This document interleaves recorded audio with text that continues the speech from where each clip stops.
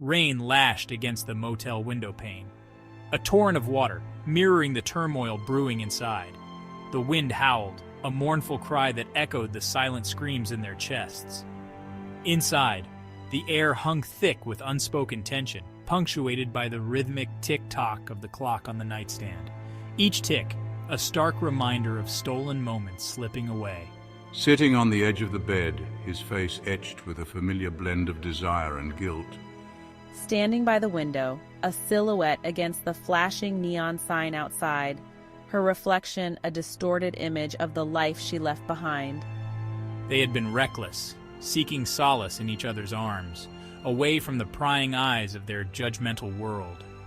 But even the storm couldn't drown out the whispers of their conscience.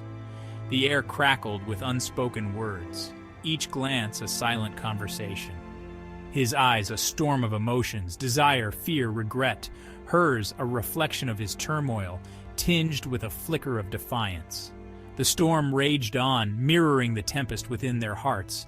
They were caught in a whirlwind of forbidden passion, and there seemed to be no escape.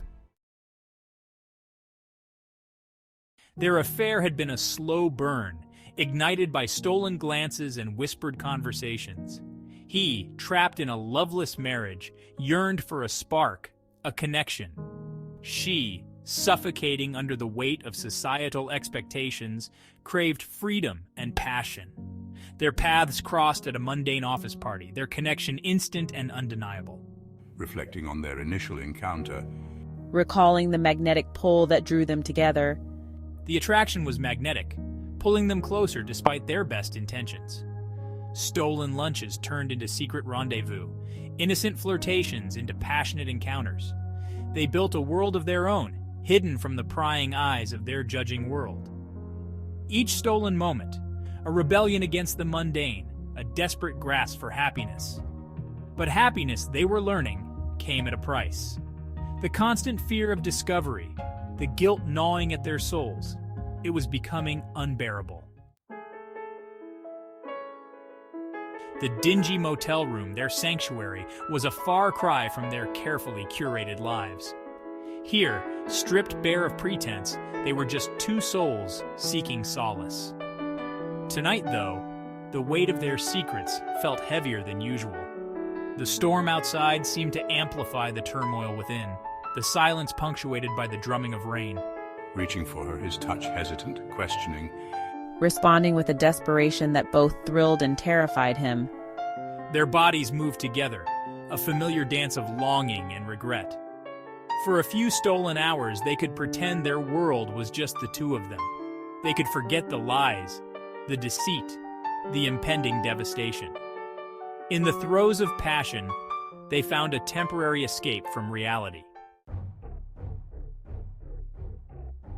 A sudden knock on the door shattered the illusion, sending shards of fear through their hearts.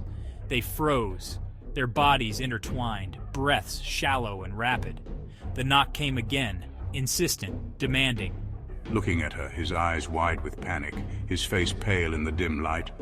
Scrambling for her clothes, her movements frantic, her mind racing. Who could it be? How did anyone know they were here? He stumbled towards the door, each step filled with dread. His hand hovered over the knob, his heart pounding against his ribs. He could hear his pulse in his ears, drowning out the relentless drumming of the rain. Through the peephole, he saw a figure silhouetted against the flickering neon sign. A sense of foreboding washed over him, cold and relentless. He hesitated, fear paralyzing him. The knock came again, louder this time, laced with impatience. He knew he couldn't ignore it, couldn't hide from the inevitable. Taking a deep breath, he steeled himself and opened the door, his heart sinking as he recognized the figure standing in the dimly lit hallway.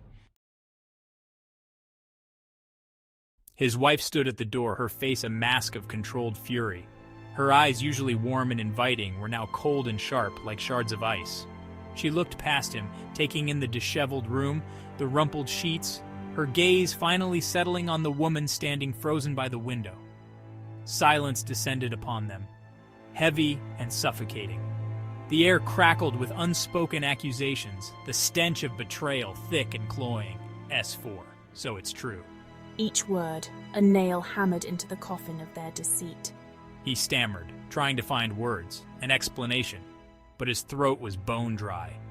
The lies he'd carefully constructed over the past months crumbled before him, useless, pathetic.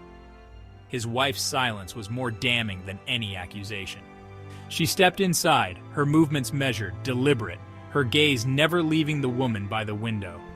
The air crackled with tension, the storm outside mirroring the tempest that had erupted within the confines of the small, seedy room. The silence stretched, unbearable, until it was finally broken by her chilling laughter, devoid of humor, full of pain. S4. The storm raged on, oblivious to the human drama unfolding within the motel room. The weight of their actions pressed down on them, heavy and suffocating. He saw the hurt in his wife's eyes, the betrayal that mirrored his own guilt. The woman by the window, once a source of solace and excitement, now represented the magnitude of his betrayal. His carefully constructed double life lay in ruins, the consequences of his choices staring him in the face. The stolen moments, once filled with illicit excitement, now tasted like ash in my mouth. He had chased a fleeting sense of happiness, only to destroy the life he'd built, the trust he'd sworn to uphold. The silence in the room was deafening, broken only by the occasional rumble of thunder and the sound of their ragged breaths. The air was thick with unspoken words, regrets hanging heavy in the air. She turned and left as abruptly as she had arrived, leaving behind a wake of devastation. He stood there, paralyzed, the weight of her unspoken accusation crushing him. The storm outside seemed to mock his pain, the wind howling like a wounded animal.